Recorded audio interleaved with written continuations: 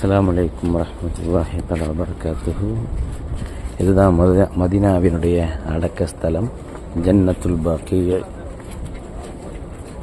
இங்கே ஆரம்ப பகுதியில் அடக்கப்பட்டது அதிகபட்சமாக இப்போ நான் காமிக்கிறோம்ல, இதில் அடக்கப்பட்டது சஹாபாக்கள். இதில் ஆரம்ப பகுதியில் அடக்கப்பட்டவங்க அப்படின்னு சொல்கிறாங்க. இது பெரிய ஒரு கபரிஸ்தான். இது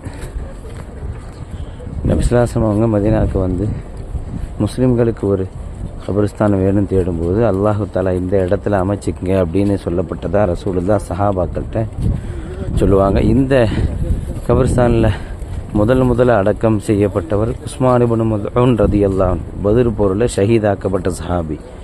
ஒரு 10,000க்கும் மேற்பட்ட சஹாபாக்கள், நேசர்கள், இறை நேசர்கள், நல்லடியார்கள் இந்த இதில் அடக்கம் செய்யப்பட்டிருக்காங்க.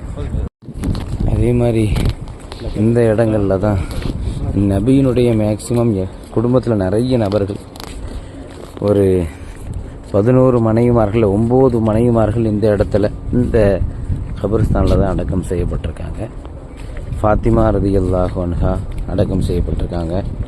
அவங்களுடைய குடும்பத்தை சார்ந்த நிறைய நபர்கள், அவருடைய ஹசன் ரலியல்லாஹு அன்ஹு, ஹுசைன் அவனுடைய வழியில் வரக்கூடிய ஜெயினுல் ஆபிதீன் ரலியல்லாஹு அன்ஹு, ஜாஃபர் சாதிக் ரலியல்லாஹு அன்ஹு, அவங்களாம் அங்கே தான் அடக்கம் செய்யப்பட்டிருக்காங்க.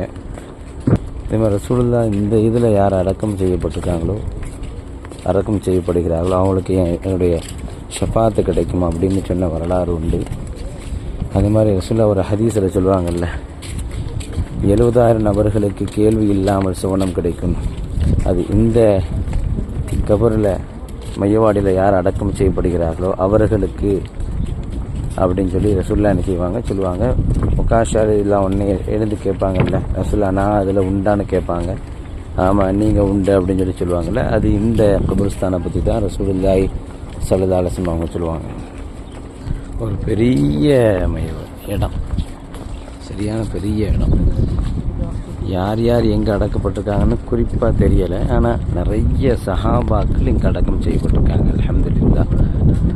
நான் கூட உம்ரா பயணம் ஒரு நபர்கிட்ட சொல்ல போகும்போது, போயிட்டு வான்னு எனக்கு சொல்கிறதுக்கு மனசு இல்லைப்பா, ஏன்னா நீ அங்கேயே வஃபாத்தானா கூட நல்லது தான், உனக்கு அங்கே அடக்கம் செய்வாங்க அப்படின்னு சொல்லி கூட என்கிட்ட ஒரு நபர் சொன்னார். அல்ஹம்துலில்லாஹ். அந்தளவுக்கு ஒரு முக்கியமான ஒரு இடம். மக்கால எப்படி ஜன்னத்துல் முஅல்லா புதுர் கபரிஸ்தானோ, அதே மாதிரி மதீனாவில் ஜன்னத்துல் பகீஅ அப்படிங்கிறது ஒரு முக்கியமான ஒரு உலகத்திலே மிகப்பெரிய கபரிஸ்தான் சொல்லலாம். அல்ஹம்துலில்லாஹ். இந்த பக்கத்தில் நம்ம பார்த்தா தெரியுது, குழி தோண்டிகிட்ருக்காங்க. எதுக்குன்னு தெரியுதா? வஃபாத்தானவங்களை அடக்கம் செய்யப்படுவதற்கு குழி தோண்டிகிட்ருக்காங்க.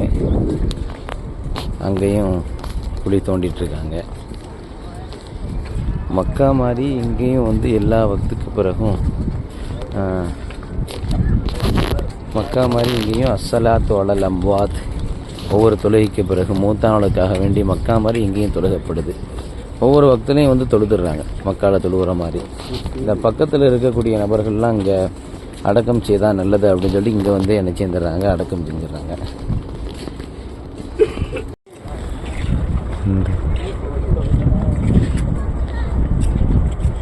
இப்போ இந்த கட்டடம் இருக்குல்ல, இதுக்குள்ளே உள்ளது தான் ஃபாத்திமா ரலியல்லாஹு அன்ஹா அப்படின்னு சொல்கிறாங்க. 2 கட்டம் இருக்கும். அதில் முன்னாடி இங்கே இருக்குல்ல, இது